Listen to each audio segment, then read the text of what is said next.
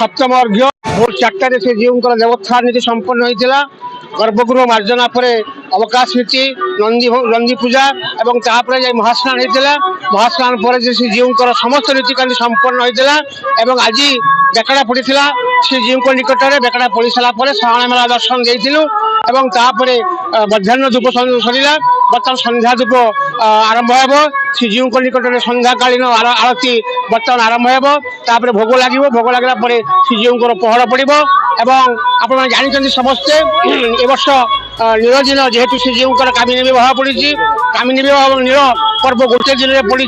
और पाठ 13 तारीख सोमवार पाठ रविवार हूँ महानील पर्व और कामिनी विवाह ये दुईटी उत्सव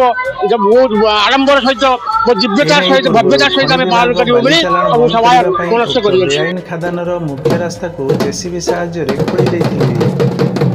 राजस्व विभाग 144 धारा जारी कर नाली पताका लगाई मात्र आईनर कलाबाट दे से सबको उपाड़ी फिंगी दे पुणी बाली उत्तोलन कर चोरा चालान करुले बाली माफिया। आज राज्य खनि विभाग निर्देशक एवं युग्म निर्देशक घटनास्थल को जाई तदंत करने सहित बेआईन भाव गच्छित बाली सकाळे से जाइथिले नुआगाँ मयूरभंज सेठी जने भक्त मानसिक करिथिला तेणु काट भक्त श्रीबेकड़ी देउड़िया एवं आमर सेवायत बाद्यकार आरंभ कर समस्त जाइथिले एवं सेठी बेकड़ा पड़िला परे समाने आसी पहुंची एवं आज सप्तम अर्घरे आमर नीतिकांति सकाळे सरिला परे एबे समाने बेकड़ा मंदिर चतुर्पार्श्व गला परे जगन्नाथ मंदिर पकेला परे समाने आसी एठी अर्घ्य प्रदान करिवे एवं आज आमर सरकारी हिसाब रे 8000 भक्त होइचंती तेणु सप्तम अर्घ काली आसंता काली हम षष्ठ अर्घ तेणु यही हूँ नीतिक्रांति आउ अल्प समय पर से जो बेकड़ा जीवे जगन्नाथ मंदिर तापर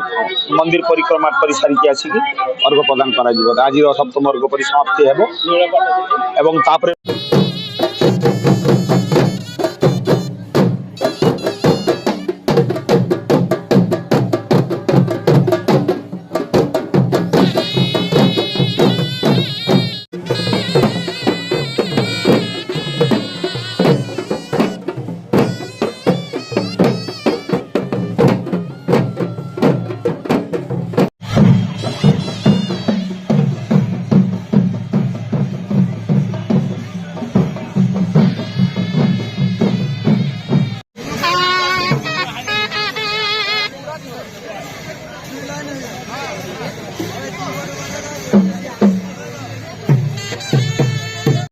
आम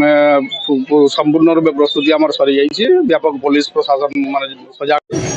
टीम वाला भी 40 जना टीम आसिक ये व्यवस्थित अच्छा पाखापाखि आज आम टार्गेट कर 10,000 भक्त हो पार थमिबार नाम नेउनी चोराबाली चालाण आईन को फो कर बढ़ी चली माफिया